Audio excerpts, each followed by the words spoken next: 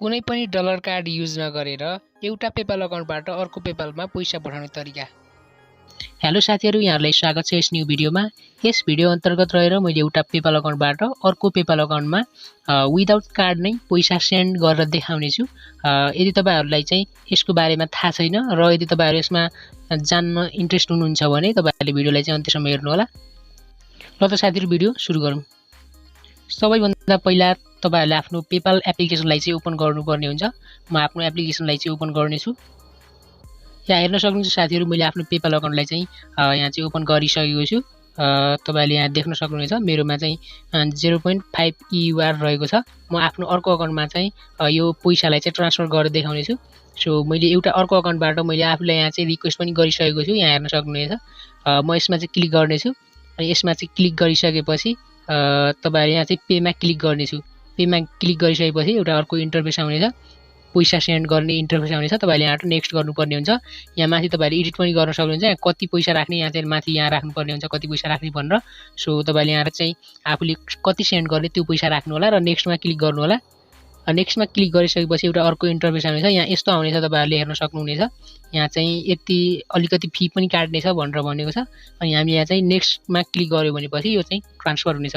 तपाईहरुले यहाँबाट नेक्स्टमा क्लिक गर्नु होला।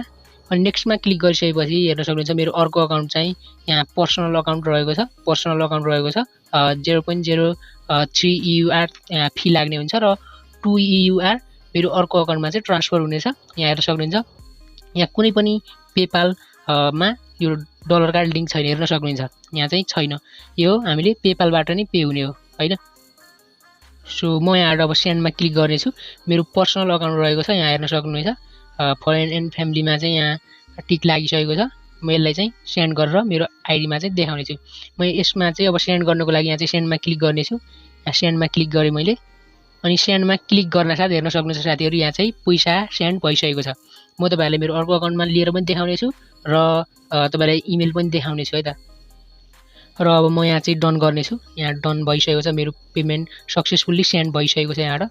अनि म यहाँ चाहिँ आफ्नो होम पेजमा आउनेछु। मेरोमा 0 हेर्न सक्नुहुन्छ। मेरोमा अहिले 0 रहेको छ।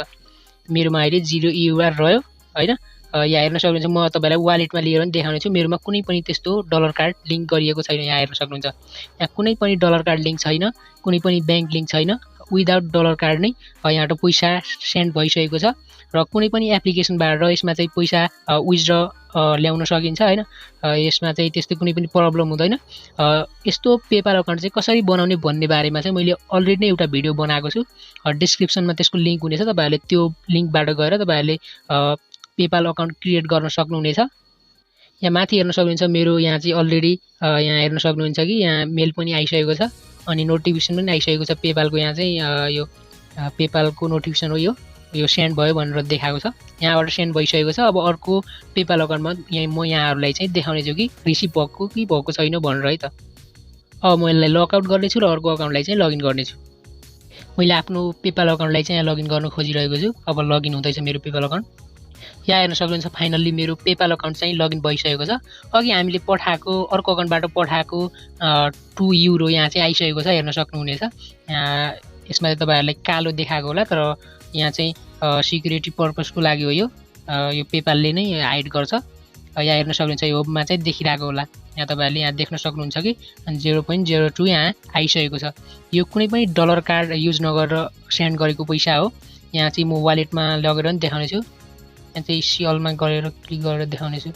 यहाँ हेर्न सक्नुहुन्छ। मैले 2 चोटि पेमेन्ट रिसिभ गरिसकेको छु। त्यो मेरो अर्को आइडीबाट एकचोटि ट्राईको लागि गरेको थिएँ। सो यसको बारेमा भिडियो बनाउँछु भनेर अनि फेरि ट्रान्सफर गरेर भिडियो बनाएको। यो मेरो पर्सनल अकाउन्ट रहेको छ। तपाईहरुले पनि यदि चाहनुहुन्छ पेपाल अकाउन्ट बनाउनु भने भिडियोको डिस्क्रिप्सनमा पेपाल अकाउन्ट कसरी बनाउने भन्ने र भिडियो बनाएको छु। त्यो भिडियोमा गएर तपाईहरुले भिडियो हेरेर एउटा पेपाल अकाउन्ट क्रिएट गर्न सक्नुहुनेछ र युज गर्न सक्नुहुनेछ। र त साथीहरु, यही थियो आजको भिडियो। यदि भिडियो मन परेपछि भिडियोलाई चाहिँ लाइक गर्नु होला र च्यानलमा नयाँ हुनुहुन्छ भने च्यानललाई चाहिँ सब्स्क्राइब गरिदिनु होला। यदि तपाईहरुमा कुनै जिज्ञासा छ भने, कुनै क्वेशन छ भने कमेन्ट गर्नु होला। म त्यसको एन्सर चाहिँ तपाईहरुलाई इन्स्ट्यान्ट दिनेछु, हैन। सो कमेन्ट गर्नु होला। केही प्रब्लम भएपछि तपाईहरुले डाइरेक्ट मलाई फेसबुक र तपाईहरुले टेलिग्राममा पनि मेसेज गर्न सक्नुहुन्छ यसको बारेमा।